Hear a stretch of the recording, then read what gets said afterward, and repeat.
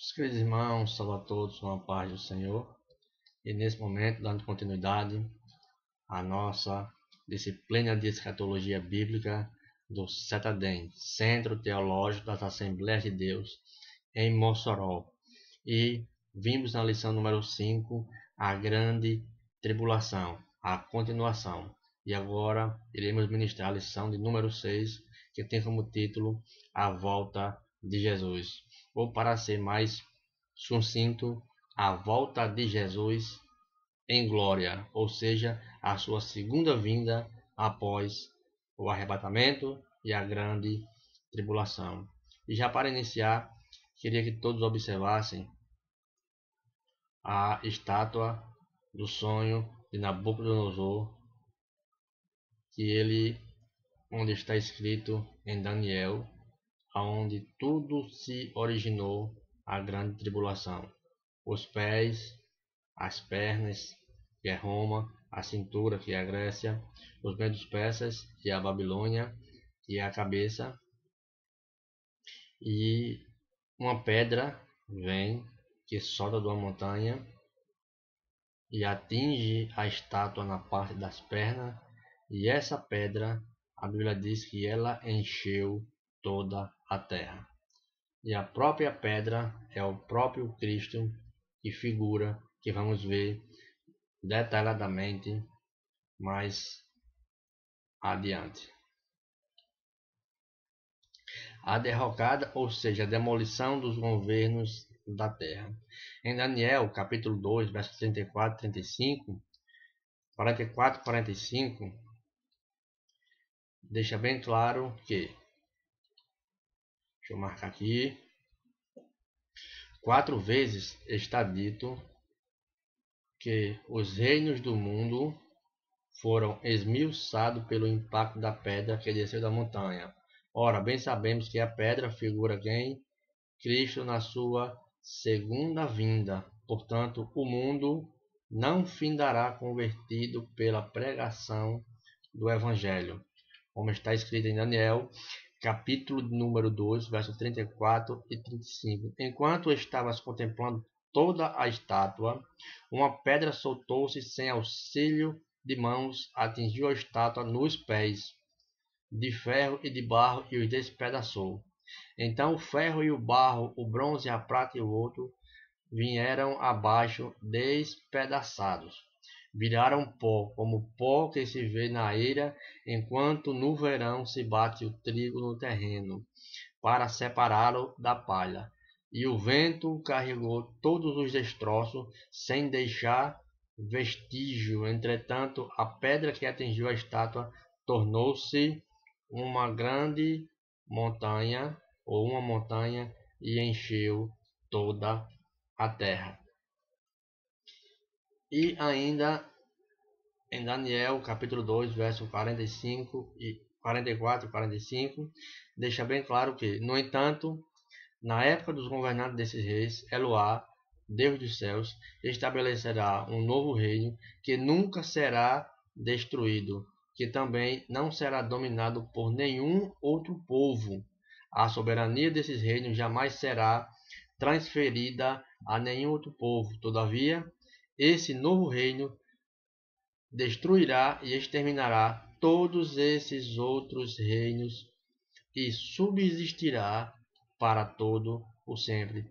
Portanto, esse é o significado da visão da pedra que soltou de uma montanha sem auxílio de mãos. Pedra que, mediante um só golpe, fez em pedaços o ferro, o bronze, o barro, a prata e o ouro. Deste modo, Eloá, o Deus poderoso, mostrou ao rei o que acontecerá no futuro. O sonho verdadeiro faz sentido à interpretação e é absolutamente fiel. O mundo não findará convertido pela pregação do Evangelho, também não findará de maneira tranquila e pacífica como muitos pensam, mas sim destruído por catástrofes mundiais e sobrenaturais, por ocasião da segunda vinda de Cristo, de quem o mundo zombou e a quem rejeitou. Isto ocorrerá em aonde? Armagedon, no tempo do domínio das 10 nações confederadas sobre o anticristo. Ou seja, o mundo ele não será destruído ou convertido pela pregação do evangelho e nem de maneira tranquila, mas sim com catástrofes mundiais e sobrenaturais, porque vai ter uma intervenção de Deus em um vale, que vamos ver agora. Este aqui é todo o vale do Armagedon, né? Observem aqui por trás, além de ter as planícies, tem rios, né? E vamos ver qual era o rio que ficava próximo a esta colina ou este monte. O termo Armagedon significa Monte do Megido ou Monte do Meguido, né? Trata-se de um local ao norte de Israel. Olha só, observem que nas lições anteriores nós mencionamos umas nações que vão vindo do norte, né? Onde o Senhor travará uma grande batalha contra os inimigos do seu povo. Quem? Israel. Esse local tem sido famoso como campo de batalha da história, dada a posição estratégica que ocupa. Aí encontrar-se-ão as forças das nações em guerras contra Deus e, portanto, contra Israel. E a sexta taça, o rio Eufrates vai secar, deixando livre o caminho para o avanço de países do Oriente para Israel, para a batalha do Armagedon. Em Apocalipse, capítulo 16, verso de número 12. E do Armagedon, o anticristo lançará o seu ataque contra os judeus e avançará sobre Jerusalém. A batalha não é, em primeiro lugar, um combate pessoal entre os exércitos do mundo sob o da besta e o celestial sob Cristo, mas um ataque dos exércitos da besta visando o extermínio do povo judeu. Pois o diabo sabe que os planos de Deus estão relacionados com quem? Com Israel. Quanto ao futuro do mundo, o ataque será devastador, porém os judeus lutarão heroicamente. Mas, segundo a Bíblia, esses judeus eles não vão suportar tanta batalha e Deus vai intervir de algum modo para tratar da sua nação. E está aqui as 8 fases do Armagedon. Primeiro vai ter a batalha do Armagedon, onde o rio Eufrates vai secar e as nações vão marchar para o norte. Vai ter a destruição da Babilônia. Vai ter também a queda de Jerusalém, onde Jerusalém, os israelitas lutarão heroicamente, mas vai ter uma intervenção divina neste local. Os exércitos do anticristo vão se encontrar aqui em Bósra e Israel todo será regenerado. E após isso vai ter a segunda vinda de Cristo, porque Israel vai lutar heroicamente. Tem a segunda vinda de Cristo e vai ter as nações serão julgadas no Vale de Josafá, profetizado pelo profeta Oséias no capítulo 3, verso 2 e o verso de número 12, e também profetizado por Zacarias, capítulo 14, versículo de número 4. Após isso aí, tem Cristo, ele desce aqui no Monte das Oliveiras, como bem mencionamos Zacarias, e vai fazer um julgamento e aniquilará muitas coisas que vamos ver neste momento. E o propósito da Batalha do Armagedon é criar condições para a implementação do reino milenial de Cristo, ou seja, um reino teocrático, onde Cristo ele será totalmente o seu rei, ou seja, um reino teocrático, onde todos estarão sujeitos às leis de Deus. Mas, na próxima lição, iremos ver que, mesmo no milênio, ainda Mesmo como Jesus sendo um reino teocrático, ainda vai haver coisas para o homem distanciar-se de Deus. E salvar Israel da total destruição por parte dos seus inimigos. Quem é inimigo de Israel? Quase todas as nações. E ao ver Jesus, o remanescente de Israel exclamará com arrependimento e alívio: Bendito o que vem em nome do Senhor. E a segunda vinda de Cristo em glória se dará no final da grande tribulação, para destruir o anticristo com o sopro de sua boca e implantar o seu reino milenar aqui na terra. Quero que vocês observem todas essas passagens e vai ser estabelecido um reino milenar aqui na terra. E então o Senhor Jesus Cristo destruirá quem? O anticristo, falso profeta, pelo sopro da sua boca, e os aniquilará pelo esplendor da sua vinda, lançando a besta, o falso profeta, vivos no lago de fogo que arde com enxofre. Ou seja, vai ser um poder tão grande a vinda de Cristo, que apenas com o sopro da sua boca, com o seu todo poder, ele vai lançar esses três personagens no lago de fogo que arde com enxofre. Ou seja, Cristo, ele prometeu e ele vai cumprir com a sua promessa. A tribulação, como nós vimos, a queda da estátua, as 70 semanas que se cumpriram detalhadamente e ainda está se cumprindo. Então Cristo, ele lá irá voltar e irá fazer o que ele prometeu. Irá destruir o anticristo, a besta e o falso profeta. E o propósito da vinda triunfal de Cristo. Primeiro ponto é derrotar o anticristo e seus exércitos. Esse é fato. Destruir o império satânico. Julgar os anjos rebeldes. Ressuscitar os santos da grande tribulação. Promover reconciliação de Israel. Realizar o juízo ou julgamento das nações, e ainda não é o juízo final. Implantar o seu reino milenar aqui na terra. Então este é o propósito da segunda vinda de Cristo em glória. E antes desse julgamento das nações, vai haver coisas aqui na terra, como foi mencionado nos slides anteriores, que o mundo não será convertido pela pregação do Evangelho e nem terminará em paz. Por quê?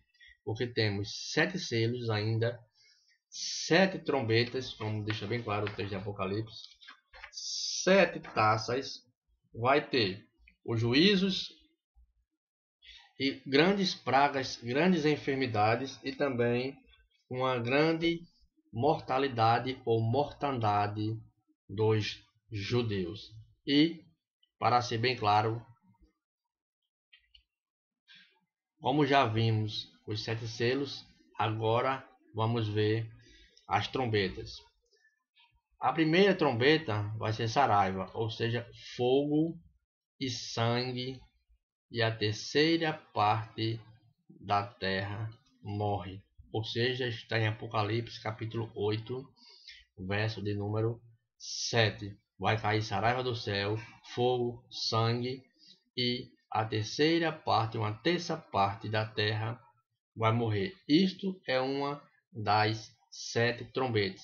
E o anjo toca a sua segunda trombeta, um incandescente, ou seja, em brasas ardentes, cai no mar. E a terceira parte da vida marítima e dos navios serão destruídos. Observem que as trombetas são só a terceira parte. E nas taças já é totalmente completando os seus juízos. Ou seja, enquanto as pessoas vão vendo os seus juízos, ainda vão blasfemando contra Deus, né?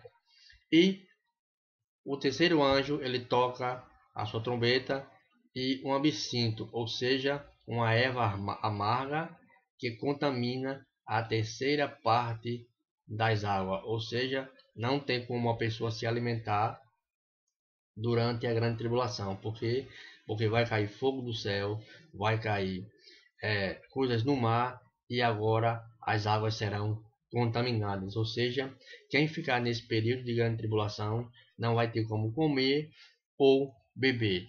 E a Bíblia deixa bem claro que ninguém possa comer ou beber a não ser que tenha o carimbo da besta, né?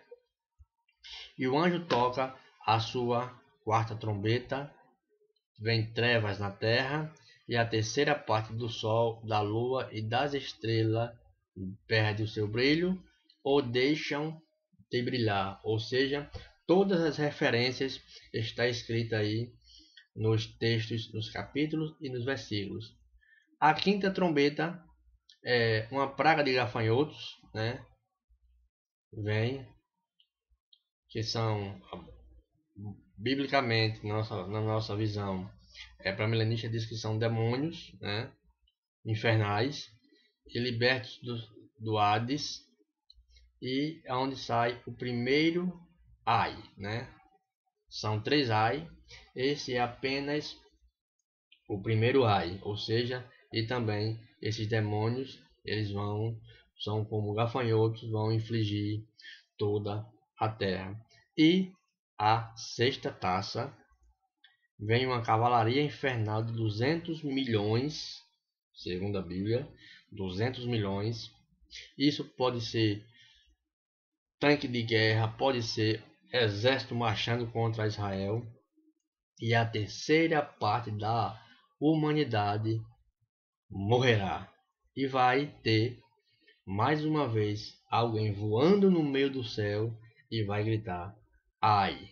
Então são 3 ai, já foram 2.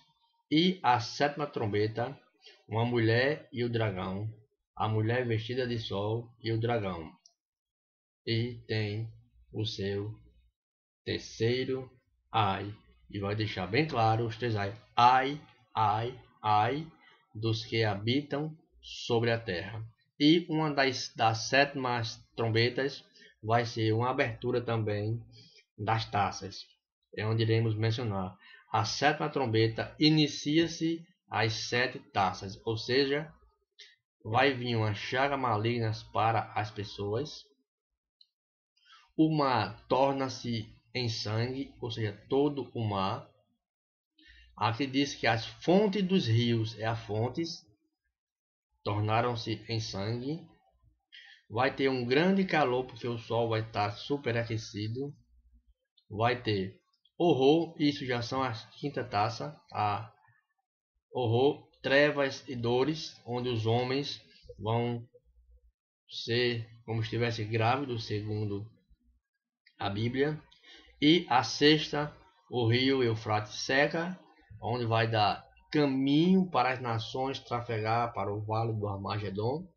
E haverá terremotos e chuvas de pedra grandes sobre toda a humanidade. Observem que o tempo da igreja é agora. Estamos vivendo na dispensação da graça. Ou seja, as pessoas que ficarem para esse período, na minha concepção, não vai suportar as coisas que vai vir sobre a terra. Porque a grande tribulação não é para a igreja. A grande tribulação é para a nação de Israel, porque a Bíblia deixa bem claro em João 1:12, veio para o que era seus, e os seus não receberam, mas a todos quanto receberam, deu-lhes o poder de serem feitos filhos de Deus, aos que creram em seu nome. Assim como Deus, no capítulo 15, profetizou que a nação de Israel ia ficar 400 anos no Egito, e aconteceu. Assim como ele prometeu que Israel ia passar 70 anos de cativeiro, assim aconteceu. Assim como Cristo falou que o templo seria destruído, e aconteceu naquela mesma geração. E Cristo falou que vai voltar, e isso também vai acontecer. Então, o momento da igreja é hoje, porque ninguém jamais poderá suportar, a não ser que tenha o selo de Deus, ou seja, remanescente de Israel. E vai haver um julgamento das nações após a vinda de Cristo. E está aí, não confundir o julgamento das nações com o julgamento final. O julgamento das nações está em Mateus capítulo 25, onde ele vai julgar o bode das ovelhas, e o juízo final está em Apocalipse 19 e 20. Ocorrerá antes do milênio, olha só, o julgamento das nações é antes do milênio, e o juízo final ocorrerá depois do milênio, porque no próprio milênio as pessoas ainda vão pecar contra Deus, né? Vai ser julgamento dos vivos, porque os mortos já estão na segunda morte, serão lançados no lago de fogo, e o julgamento final é julgamento de mortos, ou seja, já é para a condenação. Selecionará as nações que ingressarão no milênio, colocará o fim à maldade e irá estabelecer o estado eterno e perfeito. O julgamento será coletivo, ou seja, entre bodes e ovelha, e no juízo final o julgamento será individual. Este ocorrerá na terra, assim que for travada a batalha do Armagedon. Cristo vai voltar naquele monte, e não ocorrerá na terra. A base de julgamento será a maneira que Israel foi tratada pelas nações durante o período da grande tribulação e separa das outras coisas, né? E a base do julgamento será desobediência a Deus, a maneira como a pessoa viveu na terra e não reconheceram Jesus como o Messias ou o Salvador da humanidade.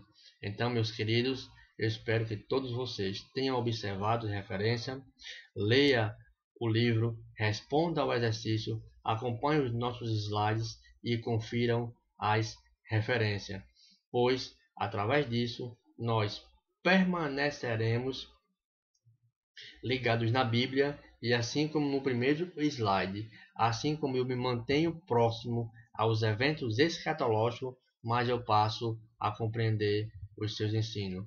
E muito obrigado, e que Deus em Cristo vos abençoe, e até a nossa próxima aula. Amém.